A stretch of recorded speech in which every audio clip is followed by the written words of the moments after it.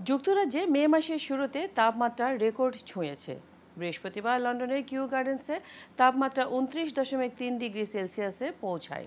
এই তাপমাত্রা 1990 সালে স্কটল্যান্ডের লসিমাউথে গড়া আগের রেকর্ডকে ছাড়িয়ে গেছে। মেট অফিস জানায়, দক্ষিণ পূর্ব দিক থেকে আসা এবং উষ্ণ বায়ু প্রবাহ এবং যুক্তরাজ্যের উপর স্থায়ী হয়ে থাকা উচ্চচাপ বলয়ের কারণে এই গরমের সৃষ্টি হয়েছে। এর ফলে ইংল্যান্ড ও ওয়েলস জুড়ে অস্বাভাবিক তাপমাত্রা অনুভূত হচ্ছে। যদিও স্কটল্যান্ড ও উত্তর আয়ারল্যান্ডে তুলনামূলকভাবে আবহাওয়া ঠান্ডা রয়েছে। এটি শুধু মে মাসেরই নয়, বরং 2025 সালের এখন পর্যন্ত সবচেয়ে গরম দিন। এর আগে সারের উইসলিতে 26.7 ডিগ্রি সেলসিয়াস তাপমাত্রা ছিল বছরের সর্বোচ্চ।